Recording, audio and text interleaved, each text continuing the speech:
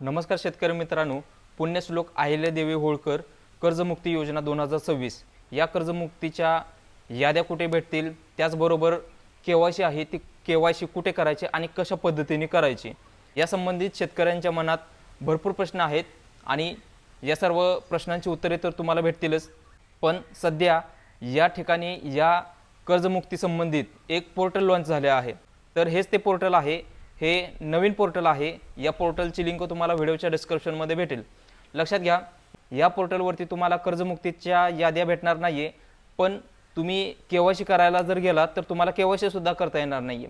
कारण केवायसी करण्यासाठी या ठिकाणी आपले सरकार सेवा केंद्र जे व्हीएलए आहेत त्यांनाच या ठिकाणी ती ऑप्शन अवेलेबल आहेत।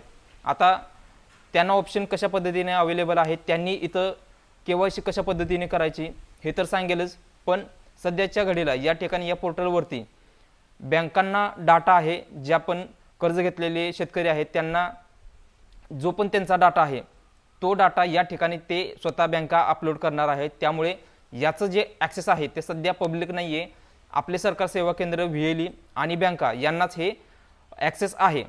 आता या ठिकाणी या पोर्टलवरती तुम्ही वेगवेगळे ऑप्शन बघू शकता।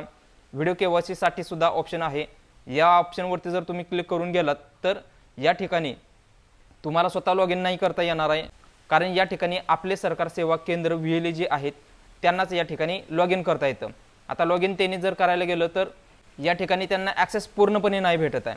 आता सध्या तरी पूर्ण ॲक्सेस त्यांना नाही आहे। तर आपले सरकार सेवा केंद्र व्हीएलई या ठिकाणी जे याद्या आहेत त्या याद्या कशा पद्धतीने पाहू शकतील किंवा या ठिकाणी ते केवायसी शेतकऱ्यांची कशा पद्धतीने करतील, तर या संबंधित आपण पुढे माहिती पाहूयात। तत्पूर्वी तुम्ही जर चॅनलवरती नवीन असाल तर चॅनलला सबस्क्राईब करा।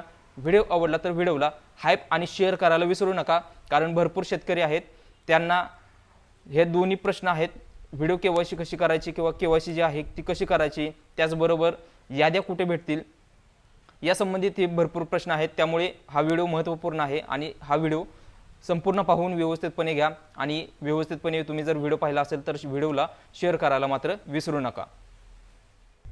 या ठिकाणी तुम्ही पोर्टलवरती आल्यानंतर इथं केवायसीचा ऑप्शन आहे, त्याच्यावरती क्लिक करायचं आहे। इथं तुम्ही बघू शकता ई केवायसी आहे, लॉग इन युजर नेम आहे। हे तुमच्यासाठी नाही आहे, तुम्ही नाही करू शकत आहे। इथं तुम्ही आपले सरकार सेवा केंद्र तुमची जी वेबसाईट आहे CSC व्हीएलए असतील इथं त्यांना CSC इथं लॉग इन आहे त्यावरती क्लिक करायचं आहे, लॉग इन करायचं आहे तुमचं पोर्टल।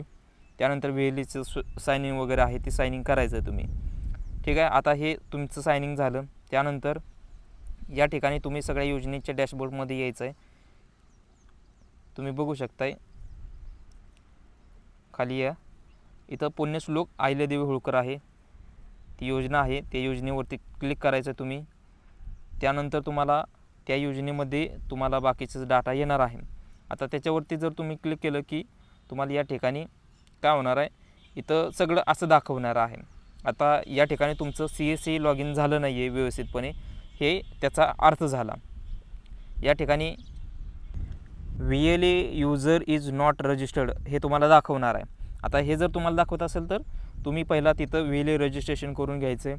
म्हणजे आता ही सगळी तुमची ID वगैरे आहे, आधार नंबर वगैरे ही सगळी व्हीएलएची आहे आपले सरकार सेवा केंद्रवाला, तर त्याने इथं सगळी त्याची प्रोसेस आहे ती सगळी करून घ्यायची। आता ते त्याच्या सेंटरनुसार ते त्याच्या ID नुसार ते त्यानं या ठिकाणी लॉग इन करायचं आहे। अनेक सर ए आणि या ठिकाणी सर्च टाईपमध्ये खाली विशेष क्रमांक आहे, हे विशेष क्रमांक त्या शेतकऱ्याचा असणार आहे, त्याच्यावरती क्लिक करायचं आहे। त्यानंतर त्याचा विशेष क्रमांक आहे तो टाकायचा आहे आणि या पद्धतीनेच त्याचं जे काही आधार नंबर असेल त्यानुसार त्या शेतकऱ्याला सर्च करायचं आहे। जर इथं सर्च झालं त्याचं नाव आलं तर तो या कर्जमुक्ती यादीमध्ये आहे।